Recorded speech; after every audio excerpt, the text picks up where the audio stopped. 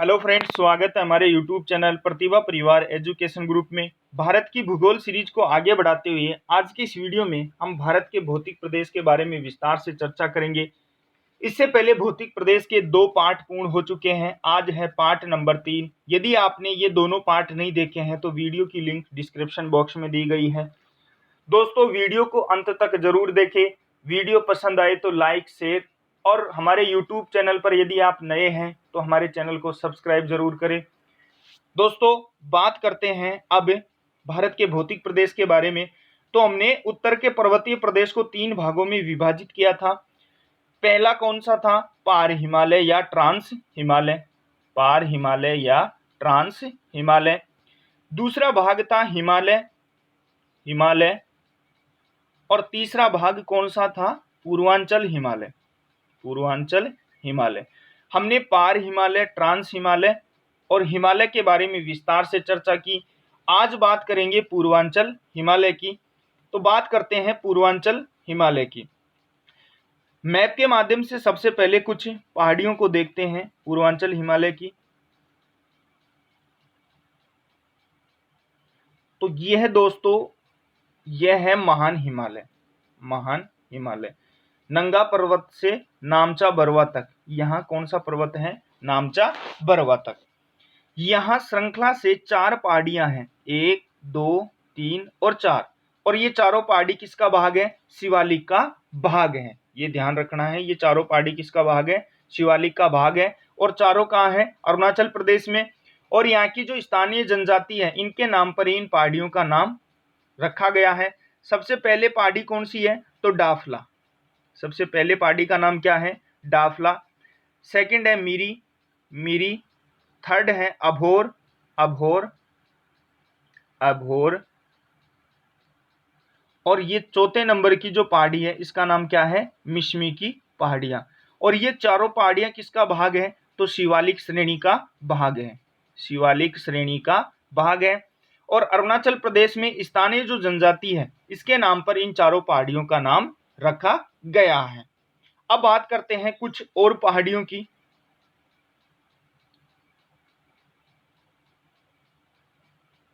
यहां पर एक पहाड़ी है और इस पहाड़ी का नाम क्या है? पटकोई ब्रूम।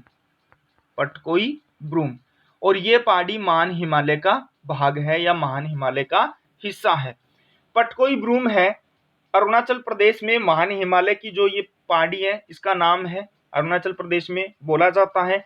नेक्स्ट है यहाँ पर नागा पहाड़ी। नागा पहाड़ी। और नागा पहाड़ी कहाँ है? तो नागालैंड में। नागा पहाड़ी कहाँ है दोस्तों? नागालैंड में। और इसकी सबसे ऊंची जो चोटी है, इस चोटी का नाम क्या है? सारामती। इस सारामती के बारे में भी बहुत बार पूछा जा चुका है। नेक्स्ट आगे बात करते हैं। तो अगली पहाड़ी कौन सी है?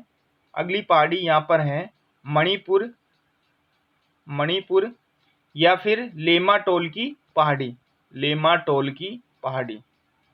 मणिपुर की पहाड़ी या लेमाटोल की पहाड़ी के नाम से जाना जाता है। और कहाँ है? तो नाम से ही प्रतीत होता है, मणिपुर में। और यह जो पहाड़ी है, इसकी तलहटी में लोकटक झील है। लोकटक झील स्थित है कहाँ पर? लेमाटोल की पहाड़ी में। कभी भी मणिपुर की पहाड़ी के नाम से नाम नहीं आता है, बल्कि एग्जाम में लेमाटोल की पहाड़ी के नाम से प्रश्न पूछा जाता है। और इस लोकटक झील में एक राष्ट्रीय पार्क है, तैरता हुआ भारत का राष्ट्रीय पार्क। और इसका नाम क्या है? तो केबुल लैमजो। नाम क्या है? केबुल लैमजो राष्ट्रीय पार्क। केबुल लैमजो राष्ट्रीय पार्क है। नेक्स्ट अगली पहाड़ी की बात करते हैं। तो अगली पहाड़ी है यहाँ पर मीजो, मीजो या फिर लूसाई। दूसरा नाम क्या है? मीजो या लूसाई की पहाड़ी। और ये कहाँ है? मिजोरम में है। और इसकी सबसे ऊंची चोटी कौन सी है? तो चोटी की बात करें, ऊंची चोटी की बात करें तो ऊंची चोटी है ब्लू माउंटेन। ब्लू माउंटेन सबसे ऊंची चोटी है। नेक्स्ट आगे कुछ और पहाड़ियों की बात करते हैं। तो यहाँ श्रृंखला से 6 पहाड़ियां हैं, 3, 4, 5 और 6। 6 पहाड़ियां हैं, 1, 2, 3, 4, 5 और 6। फर्स्ट 3 पहाड़ियों की सबसे पहले बात करते हैं। पहली 3 पहाड़ियां हैं क्रमशः गारो, खासी और जैंतिया। गारो, खासी और जैंतिया की पहाड़ियां, ये तीनों जो पहाड़ियां हैं वो प्रायद्वीपीय भारत का हिस्सा है और यह तीनों पहाड़ियां मिलकर के एक पठार का निर्माण करती है और इस पठार का नाम क्या है? शिलोंग का पठार। तो ये भी आपको ध्यान में रखना है। और इस शिलोंग के पठार की सबसे ऊंची चोटी कौन सी है? तो सबसे ऊंची चोटी का नाम है नोकरेक की चोटी या नोकरेक चोटी। और ये जो नोकरेक चोटी है यह जैव मंडल संरक्षित क्षेत्र भी घोषित किया गया। सर्वाधिक वर्षा वाला स्थान मोसिनराम तथा जो चेरापूंजी है वो मेघालय में खासी पहाड़ियों में स्थित है। यानी सेकंड नंबर वाली ये पहाड़ी है खासी पहाड़ी, यहाँ पर विश्व की सर्वाधिक वर्षा वाला स्थान स्थित है। नेक्स्ट चौथे नंबर की पहाड़ी की बात करते हैं। चौथे नंबर की पहाड़ी कौन सी है? मिकिर। पांचवें नंबर की है रेगमा और ये छठवें नंबर की जो पहाड़ी है इसका नाम है बरेल की पहाड़ी। ये तीनों पहाड़ियां असम व नागालैंड में स्थित है और यहाँ पर एक पहाड़ी और है और इस पहाड़ी का नाम है त्रिपुरा की पहाड़ी। तो दोस्तों ये था पूर्वांचल हिमालय की कुछ पहाड़ियां जो एग्जाम की दृष्टि से महत्वपूर्ण है। अब बात करते हैं हिमालय के कुछ दर्रों के बारे में, महत्वपूर्ण दर्रों के बारे में चर्चा करते हैं। तो सबसे पहले बात करेंगे जम्मू कश्मीर के दर्रे। जम्मू कश्मीर के दर्रे कौन से हैं? तो सबसे पहले बात करते हैं बनिहाल दर्रे की। बनिहाल दर्रा, बनिहाल जो दर्रा है यह जम्मू से श्रीनगर को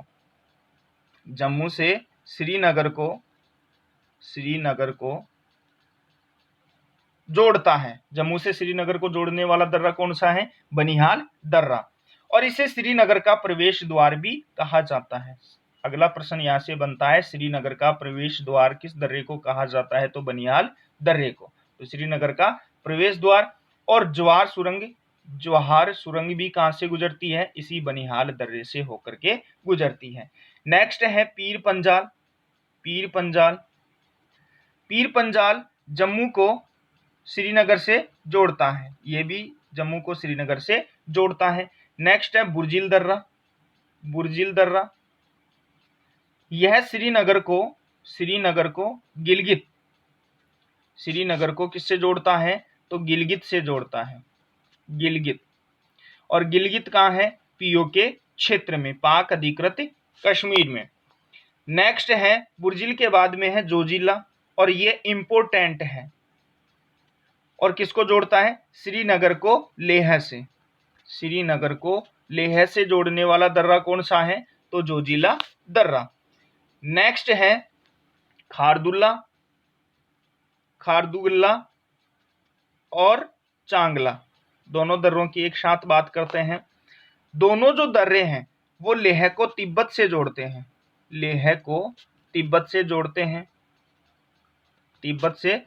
हैं और इन्हीं दर्रों से कैलाश मानसरोवर की यात्रा की जाती है। तो कैलाश मानसरोवर की यात्रा कौन से दर्रों से की जाती है? तो खारदुगला और चांगला दर्रे से। नेक्स्ट है काराकोरम दर्रा भारत व चीन को जोड़ता है। ये थे जम्मू कश्मीर के महत्वपूर्ण दर्रे। अब बात करते हैं हिमाचल प्रदेश के कुछ दर्रों के बारे में।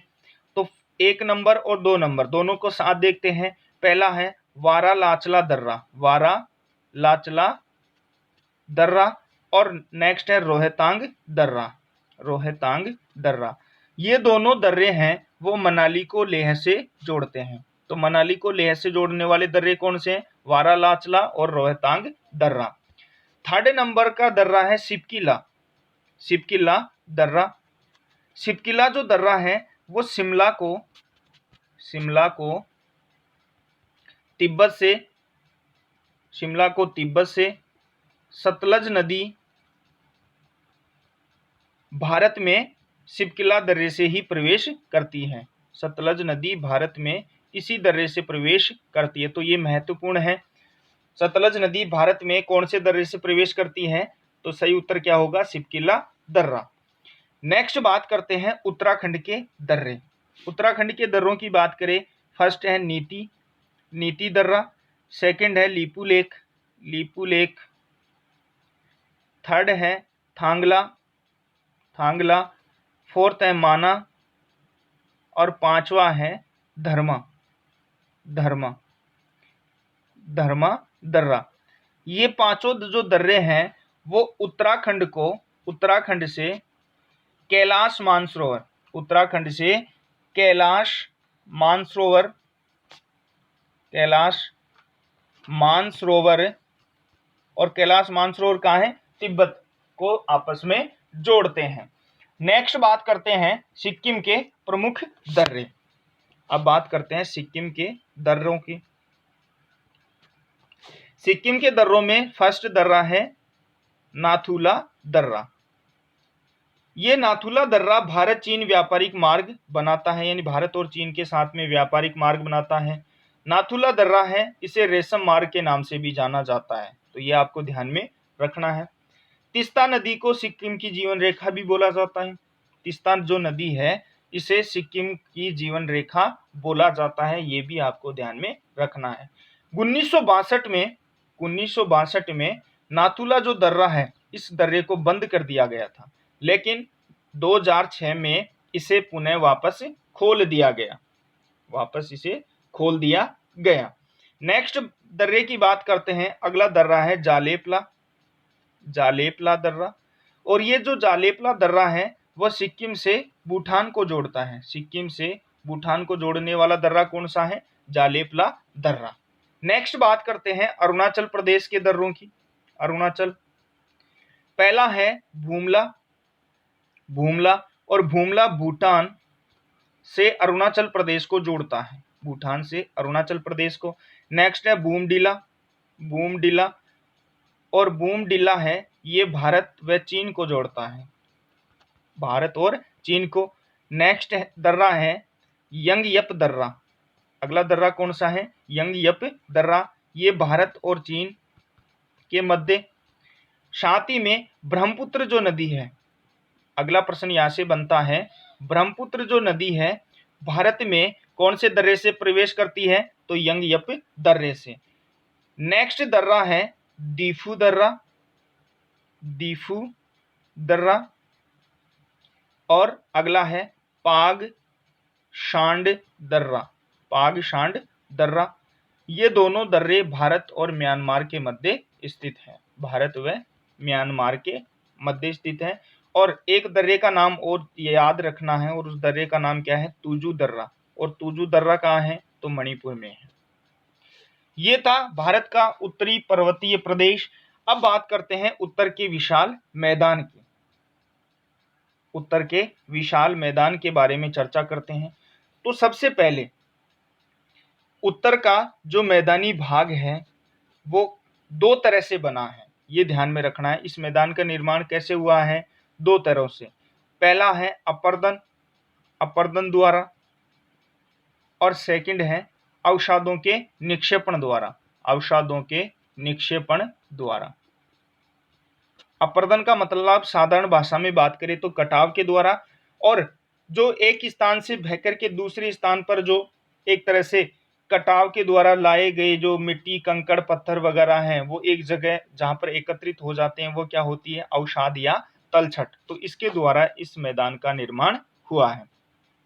उत्तर का जो मैदानी भाग है वो सिंधु, सिंधु, गंगा और ब्रह्मपुत्र, ब्रह्मपुत्र द्वारा जो निक्षेपण या जो अवसाद लेकर के आई या निक्षेपण के द्वारा इस उत्तर के मैदानी भाग का निर्माण हुआ है, और इसे सिंधु, गंगा और ब्रह्मपुत्र का मैदान भी कहा जाता है। और उत्तर के मैदानी भाग के विस्तार की बात करें तो लंबाई, सबसे पहले लंबाई पश्चिम से पूर्व इसकी लंबाई कितनी है, तो 3200 किलोमीटर, ये फैक्ट क्वेश्चन है। चौड़ाई की बात करें तो चौड़ाई है 150 से लेकर के 480 किलोमीटर तक।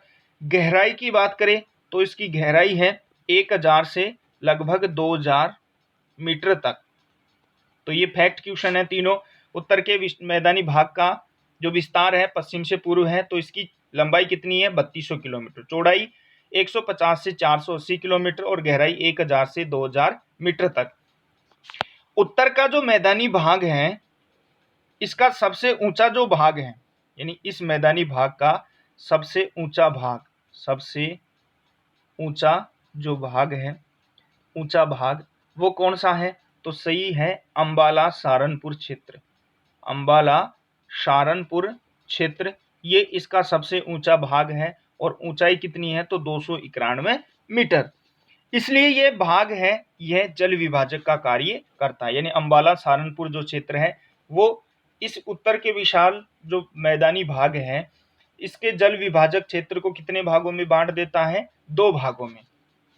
उत्तर का जो मैदानी भाग है इसकी औसत जो ऊंचाई है वो कितनी है? लगभग 200 मीटर। औसत ऊंचाई 200 मीटर है। उत्तर के मैदानी जो भाग है इनको 3 भागों में बांटा जाता है। कितने भागों में बांटा गया है? 3 भागों में। सबसे पहले बात करें तो भाबर, भाबर, सेकंड नंबर है तराई और थर्ड नंबर है जलोढ़, जलोढ़। अब बात करते हैं इन तीनों भागों की। मैप के माध्यम से सबसे पहले देखते हैं।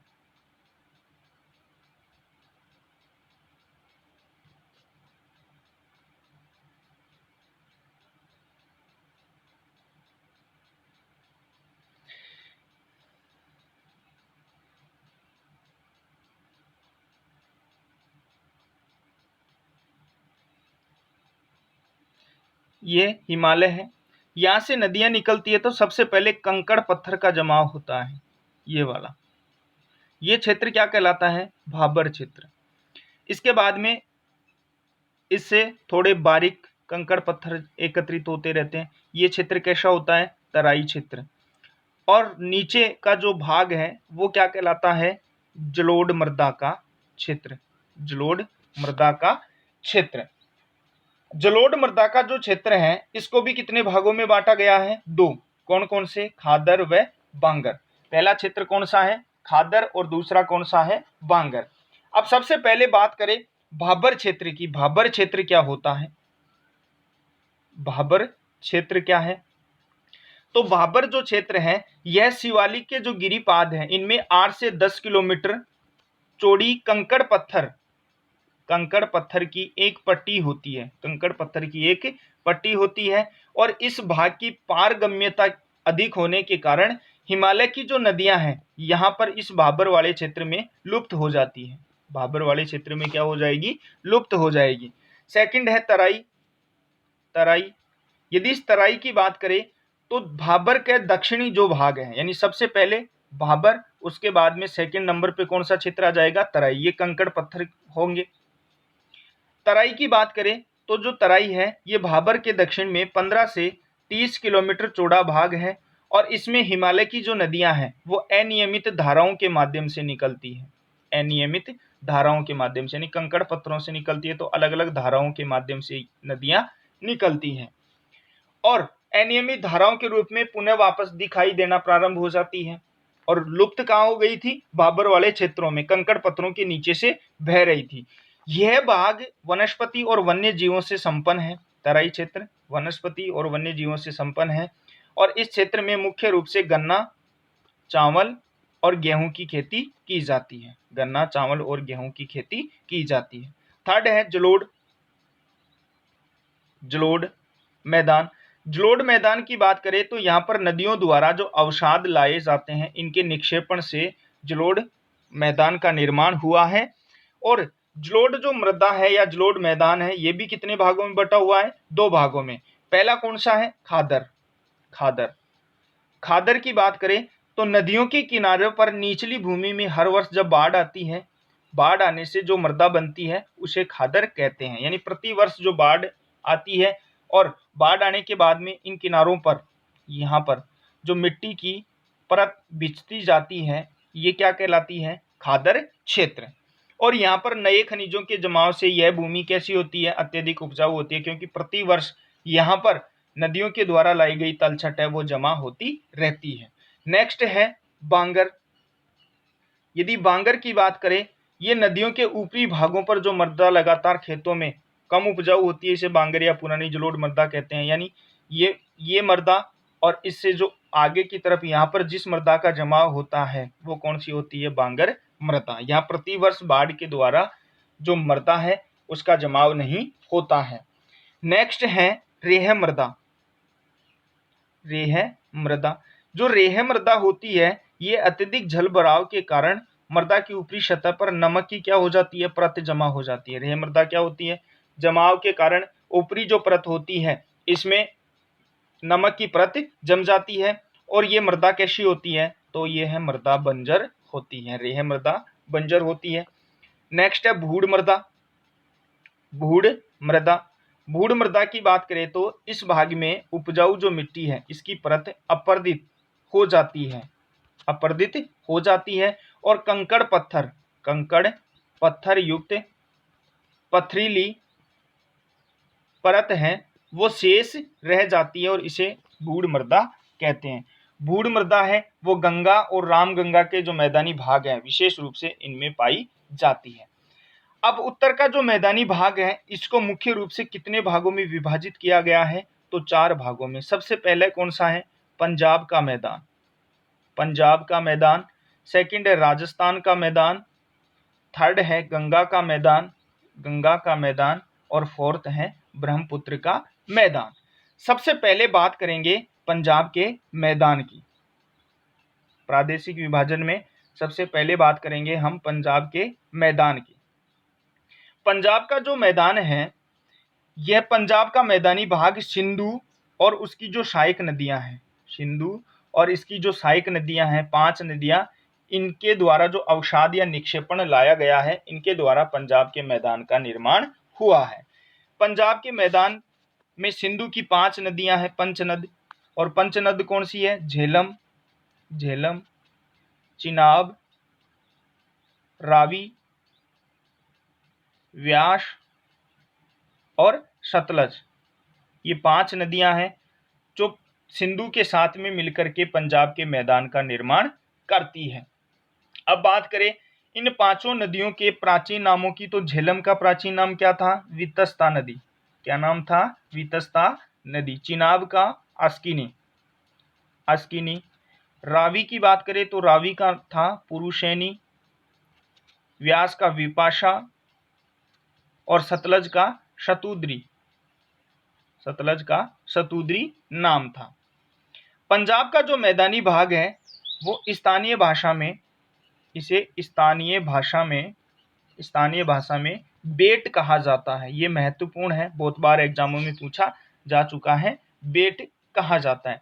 अब ये जो पंचनद है वो दोआब क्षेत्रों का निर्माण करती है। सबसे पहले बात करें, ये फर्स्ट नदी है सिंधु नदी। सिंधु के बाद में ये लगभग यहाँ से ये नदी कौन सी है? चिनाब। ये है झेलम, झेलम। ये रावी, ये सतलज और ये व्यास नदी। तो पहली नदी कौन सी है? सिंधु, सिंधु, झेलम, झेलम, झेलम के बाद में चिनाब, ये चिनाब, रावी, व्यास और सतलज।